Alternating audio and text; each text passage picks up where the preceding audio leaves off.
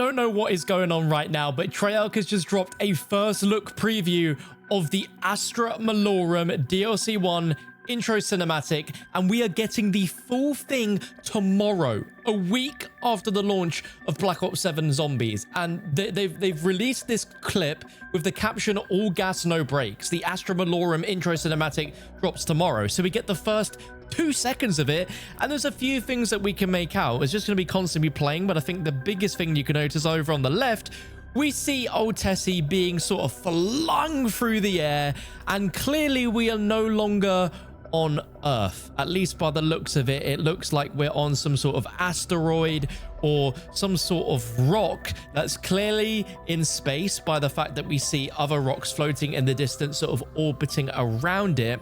But it looks like in terms of how our characters are getting to Astra Malorum, they are going via old Tessie, which I think is kind of crazy, kind of cool.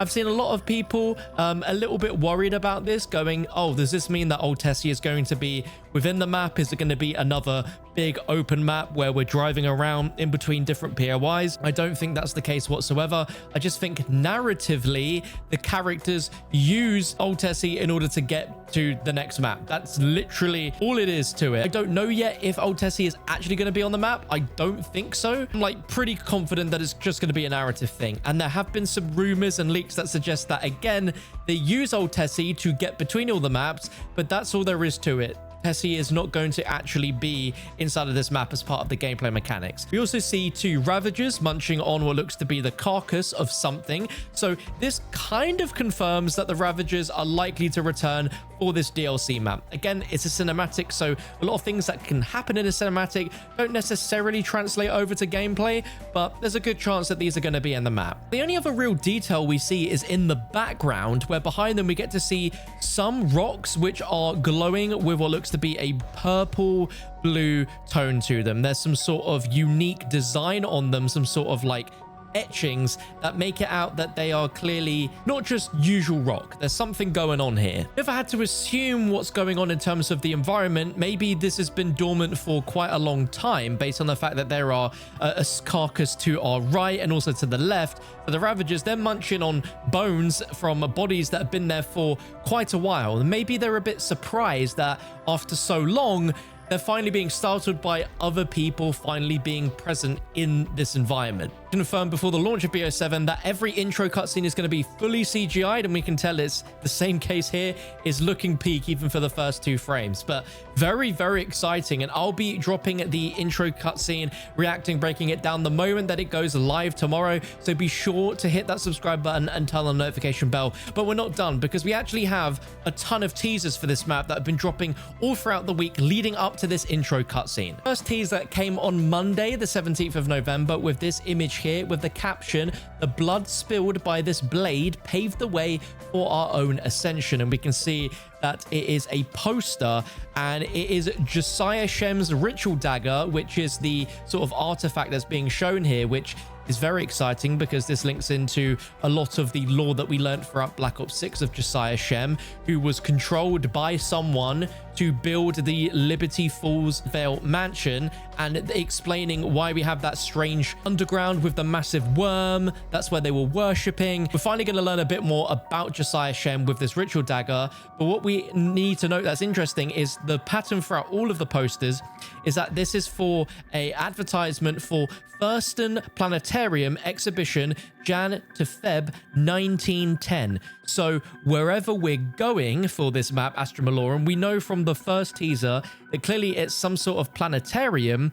We know that this confirms that the planetarium theme and sort of setting is actually going to be present in the map. But leakers have said that this map is actually going to take place on a massive floating skull that is floating in space, like a red floating skull that is floating in space. Whilst these teasers make it seem like it's just the standard normal planetarium that you could find anywhere, maybe New York, which a lot of the assumption was when this map was first announced, there's definitely a lot more to it here. So we've got Josiah Shem, and we've got another teaser with the caption, "Its purpose remains as alien to us as the hands that fashioned this relic untold millennia ago." And again, we've got the same Thurston Planetarium, but this is a relic fragment, which is very interesting. So this may very likely be a fragment of one of the relics that we're going to be discovering within Cursed in this map.